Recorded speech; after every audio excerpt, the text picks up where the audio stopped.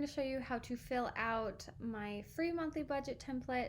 This is the exact Google Sheet that me and my husband created and used to create a budget, stay on budget, to help us to pay off $20,000 in credit card debt. So I've also got my baby with me, so if you hear any like weird grunting or whatever, it's him. Okay, so first thing you're gonna want to do is go ahead and just delete this link because you don't need it anymore. You can just click on it, backspace, it'll be deleted. I'm gonna leave it here for now.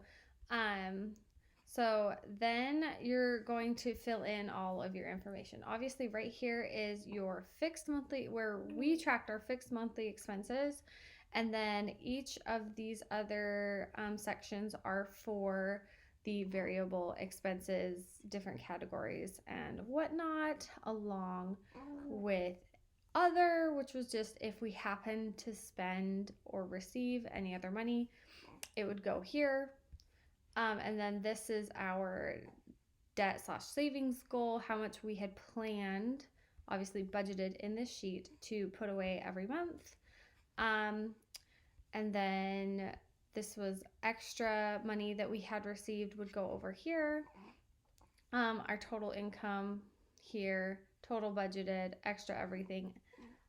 It will total up how much we spent in all of these and how much we have left over in our budget. So also keep in mind that these little rollover sections are here because that's when we had the categories that we allowed to roll over to the next month. Not all of them we did allow to roll over. That's where we put them. But I'll show you how to fill this all out. So I have an example right here. So first thing you're going to want to do is add in all of your fixed expenses. Make sure they're negative. Whenever you spend money, or whenever we spent money in our budget, we would add it as a negative amount of money. And obviously if we received money, then it was positive. So first thing, just go ahead and add in all of your expenses. And then right here, add the total fixed monthly expenses that you have. So I added it in right here because as you can see on just the template, it's blank. So you can just like click on the first box, delete that, add it in right there. And then delete this and add in your total fixed expenses there as well. As you add your fixed expenses here with your totals, it'll subtract it here.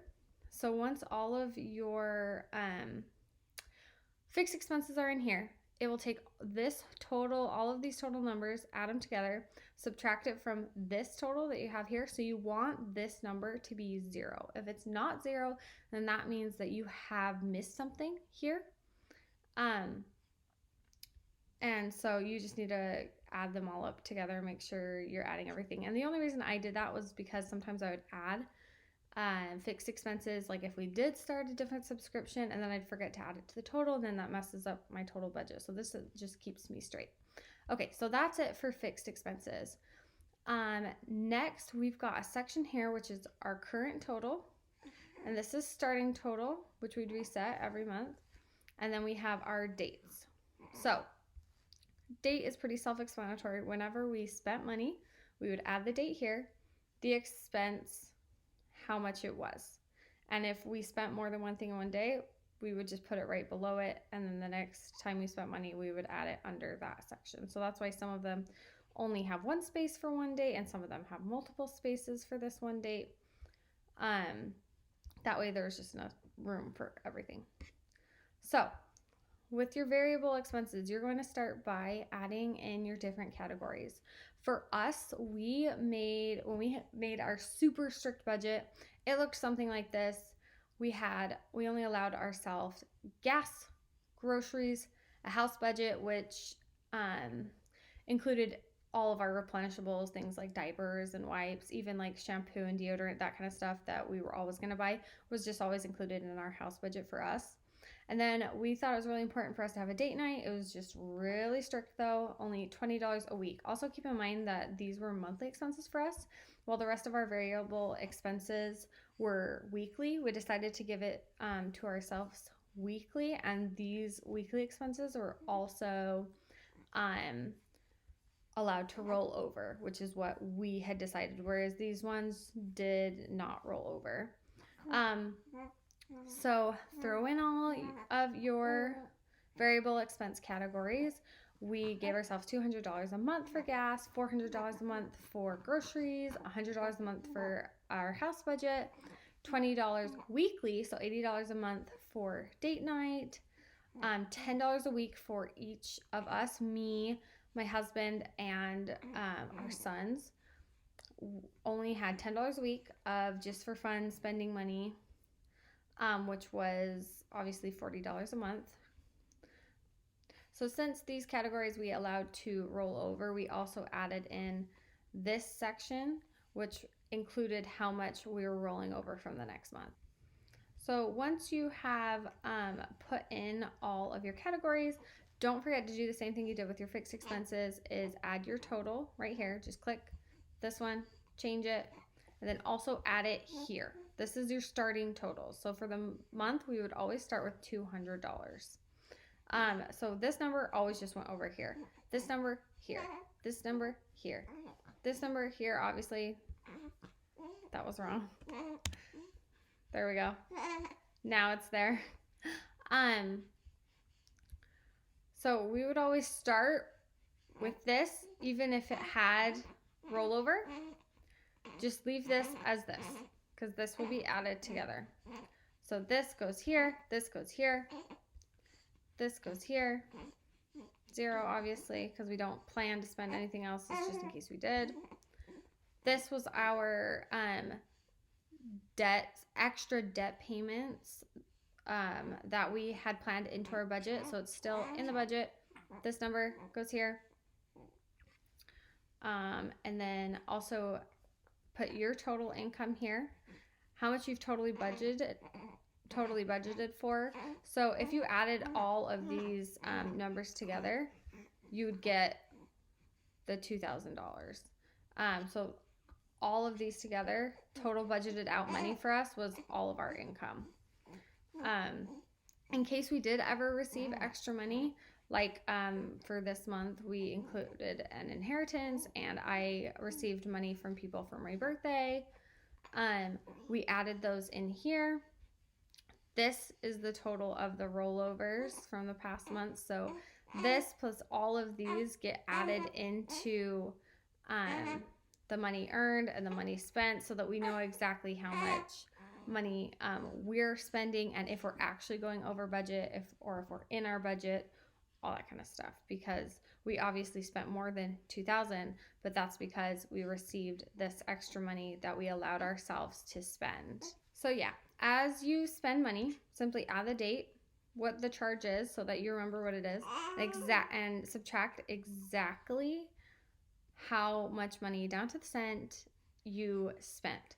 This will automatically be subtracted from this money, and it'll give you a total.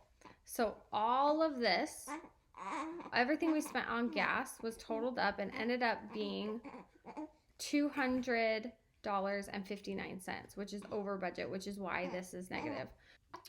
So as you spend your money, it'll get subtracted from the money that you do have in that budget. So your current total throughout the month will be updated as you spend it, which is nice because then you know exactly how much money you have left to spend. So obviously for our categories that we allotted monthly budgets for, we just would put this number in here. That's all we had for the entire month. But for our weekly allotments, we would start with just the 1 week. This is the first week of the month, is this $20 here. And then every Saturday, we decided on Saturdays, we would add money in. So that's what these little emojis are. I just would copy and paste from my phone. This meant, hey, it's payday for us technically on the budget.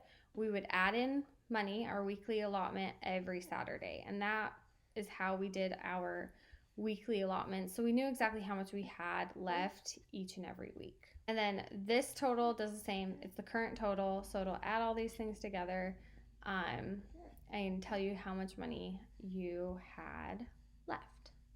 So And then at the end of the month, which is we decided to put money into our towards our credit cards or into our savings accounts at the end of the month. So that's why this is way down at the bottom. And we would just add that in once we actually paid it.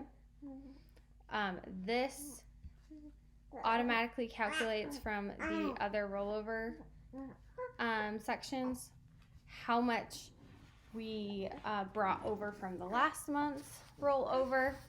And then whenever we received extra money, we put like our inheritance here.